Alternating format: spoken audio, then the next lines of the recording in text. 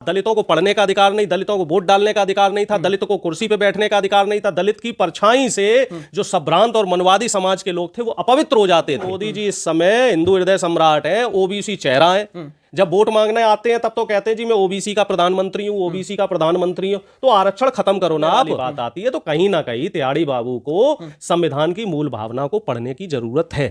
तो पहली बात तो ये है कि बड़े दुख की बात है साहब, और दुख भी कह सकते हो, दुर्भाग्य भी कह सकते हो कि ये मेन स्ट्रीम मीडिया है, जिस मीडिया का ये प्राइम टाइम शो चल रहा है और उस शो पे क्या बात हो रही है। और भी तमाम मुद्दे हैं जिन पे चर्चा हो सकती है कि साहब देश में महंगाई की दर कैसी है, बेरोजगारी क्या है, किसानों की समस्या क्या है, महिलाओं पे जो अत्याचार हो रहे हैं उन पे भी चर्चा हो सकती है, मणिपुर पे भी चर्चा हो सकती है। लेकिन चर्चा का विषय ये रखा गया कि टीम इंडिया ने अच्छा प्रदर्शन किया तो आरक्षण की व्यवस्था अगर पूरे देश से हट जाए तो वहां भी अच्छा प्रदर्शन होगा। लेकिन अब इसमें हमें एक चीज ये बताओ कि टीम इंडिया ने जो खेल खेला, जो सेमीफाइनल तक पहुंचे, उसका आरक्षण से क्या लेना देना। बात वही है ना, क्योंकि आरक्षण अगर टीम में होता तो साउथ अफ्रीका जैसा माहौल हो जाता। आप मुझे एक बात बताइए कि जो दो मेन इनके बॉलर हैं, 3 फास्ट बॉलर हैं, 3 में से 2 बॉलर आते हैं मुसलमान समुदाय से, ठीक है, दोनों ओबीसी हैं, पसमानदा समाज के हैं। आप भी वहीं पे ले जा रहे हैं। नहीं, मैं एक तथ्यात्मक बात बता रहा हूं, मेरी बात अगर कहीं झूठ हो तो उसको आप काउंटर कर सकते हैं। 2 इनके यादव प्लेयर हैं, वो भी ओबीसी समाज से आते हैं। इसके अलावा शुभमन गिल है, वो ओबीसी समाज से आते हैं। विराट कोहली वो ओबीसी समाज से आते हैं। तो ऐसे देखा जाए तो 11 में से 6 प्लेयर तो आपके ओबीसी समाज के हो गए। और अगर हम आरक्षण की बात करें तो क्या, और कंटेस्ट जो इन्होंने लिया है वो अफ्रीका से लिया है, तो उन्हें थोड़ा सा इतिहास में पीछे जाने की जरूरत है। पहली चीज तो ये इन्हें समझनी होगी कि दक्षिण अफ्रीका ने 1992 से क्रिकेट खेलना शुरू किया है और सेमीफाइनल से आगे वो कभी नहीं बढ़ पाए, और तब वहां पे आरक्षण की व्यवस्था लागू नहीं थी। आरक्षण की व्यवस्था दक्षिण अफ्रीका में 2015 के बाद लागू हुई। लेकिन दुर्भाग्य की बात यह है कि मेन स्ट्रीम मीडिया का जो ज्ञान का दायरा है वो 2014 तक है, क्योंकि इनकी जो हिंदू हृदय सम्राट, जो सम्राज्ञी है, जो झांसी की रानी है कंगना रनौत जी, वो तो खुद ये कहती है 2014 के बाद देश आजाद हुआ। ऐसे ये त्याड़ी बाबू भी 2014 के बाद ही देश को आर्थिक रूप से आजाद मानते। इससे पहले तो ये कहते हैं कि साहब देश जो है आर्थिक रूप से गुलाम था। आजाद तो थे लेकिन खुल के आजाद नहीं थे, आर्थिक रूप से ये गुलाम थे। तो ऐसे लोगों से हम क्या बात करें। लेकिन सवाल तो वही पैदा होता है, वाली बात आती है और आरक्षण खत्म करने वाली बात आती है तो कहीं ना कहीं त्याड़ी बाबू को संविधान की मूल भावना को पढ़ने की जरूरत है। उनको संविधान पढ़ना चाहिए कि हमारे देश में आरक्षण की जरूरत क्यों है। पहली बात।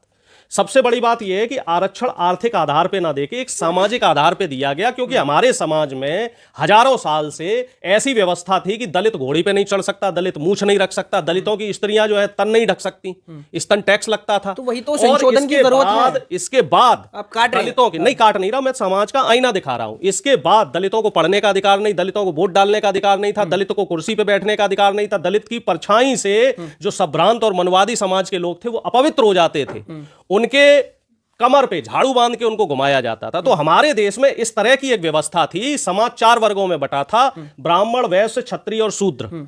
शूद्र को मुख्य धारा में रहने का अधिकार नहीं था, रोटी बेटी का उनके साथ कोई संबंध नहीं होता था, समाज का मैला उठाते थे शूद्र। तो इस सामाजिक व्यवस्था से बाबा साहब भीमराव अंबेडकर के जब संविधान की रचना हुई, जब कांग्रेस पार्टी देश में शासन में आई और संविधान बनाया गया और उन लोगों को मुख्य धारा में लेके आए, और कहीं ना कहीं जो सुधीर चौधरी जी इतनी बातें बना रहे हैं वो भी जाट समुदाय से आते हैं, और कहीं ना कहीं वो भी पहले और उनके पूर्वज और पुरखे भी पहले कहीं ना कहीं शोषण के शिकार हुए थे। अब चूंकि आरक्षण की व्यवस्था से वो मुख्य धारा में आ गए, अब गोदी मीडिया में है, मोदी जी की गुलामी करनी है, तो कुछ ना कुछ तो अंट वंट बोलेंगे। और दूसरी बात मैं कह रहा हूं भाई, सरकार तो आपकी है, ठीक है, मोदी जी के इतने गुणगान करते हो तो आरक्षण की व्यवस्था को खत्म करवा दो। तो संशोधन करने के लिए संशोधन क्या, हम तो कह रहे साहब खत्म करवा दो आरक्षण। संशोधन इसका उपाय बिल्कुल खत्म कर दो। 21वीं सदी है, संशोधन उपाय कह रहा हूं कि मोदी जी इस समय हिंदू हृदय सम्राट है, ओबीसी चेहरा है। जब वोट मांगने आते हैं तब तो कहते हैं जी मैं ओबीसी का प्रधानमंत्री हूं, ओबीसी का प्रधानमंत्री हूं। तो आरक्षण खत्म करो ना आप। वैसे भी आपने आंशिक रूप से तो आरक्षण खत्म कर दिया। 10 साल में सरकारी नौकरियों में आपने एससी, एसटी, ओबीसी, माइनॉरिटी के लोगों को नौकरियां नहीं दी। हमारे देश का दुर्भाग्य है कि हायर एजुकेशन में सिर्फ 2% जो है ओबीसी प्रोफेसर है, जुडिशरी में सिर्फ 4% ओबीसी, एससी, एसटी के जज हैं जुडिशरी में। और ब्यूरोक्रेसी की बात की जाए तो राहुल गांधी जी ने भी कहा था कि 72 में से सिर्फ 3 ओबीसी के सचिव हैं। तो जब देश में आरक्षण लगने के बाद भी, देश आजाद होने के 76 साल बाद भी सामाजिक समरसता नहीं बन पाई और इतनी ज्यादा विसंगतियां हैं। अब आप सोच लो, अगर आरक्षण खत्म हो गया तो हम फिर वही 5000 साल पुरानी व्यवस्था में चले जाएंगे। और आरक्षण खत्म करना है तो सबसे पहले आरक्षण खत्म करो साहब मंदिरों में। आरक्षण खत्म करना है तो सबसे पहले आरक्षण खत्म करो आप न्यायपालिका में। जो न्यायपालिका में आपने आरक्षण लगा रखा है कि मिश्रा जी का पुत्र घर में, अब तमाम जो है 97% ब्राह्मण समाज के लोग वहां पे जज हैं, और उनके घर में कोई बच्चा पैदा होता है तो एक ही बात कहते हैं कि साहब मुबारक हो, जज पैदा हो गया। आपने कहा, राहुल गांधी ने कहा है आरक्षण खत्म करना है श्रीमान जी, तो जो लेटरल एंट्री है वो बंद करो। ओम बिरला की जो पुत्री है उसकी क्या काबिलियत थी कि जो उसको लेटरल एंट्री के जरिए जो है उसको सचिव बनाया गया?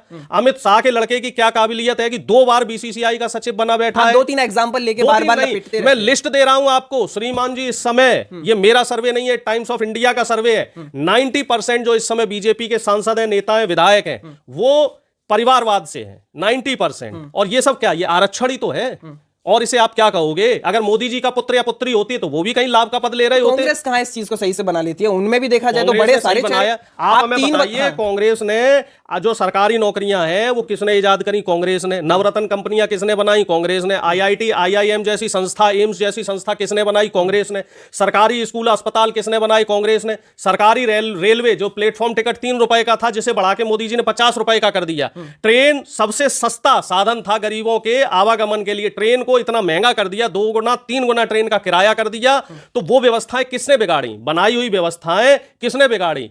लगभग 70 कंपनियां ऐसी हैं जिनको निजी हाथों में मोदी जी ने पिछले 10 साल में दे दिया। आरक्षण खत्म होगा तो भारत भी टीम इंडिया की तरह नंबर 1 चला जाएगा। भैया मैं तो कह रहा हूं ना, पहले आरक्षण खत्म करो ना, जुडिशरी में खत्म करो, ब्यूरोक्रेसी में खत्म करो। जो ये मोनोपोली बना रखी है ना कुछ वर्ग विशेष के लोगों ने, जिनकी आबादी 2% 3% है। और मोदी जी अगर वाकई आरक्षण को खत्म करना चाह रहे हैं तो एक बार जातिगत जनगणना करवा दो, खेल खत्म हो जाएगा। दूध का दूध, पानी का पानी, जिसकी जितनी संख्या होगी उसकी उतनी हिस्सेदारी हो जाएगी। यही तो बांटना चाह रहे हैं। नहीं, बांटना कैसे हो गया? वो लोगों को जोड़ रहे हैं, भारतीय बताते हैं, आप लोग कह रहे हैं जातिगत जनगणना। आप लोगों को कैसे जोड़ रहे हो? कैसे नहीं आप ये बताइए, नौकरी देनी है तो किसे दोगे? अपने अपने लोगों को। सरकारी सुविधाओं का लाभ देना है तो किसे दोगे? अपने अपने लोगों को।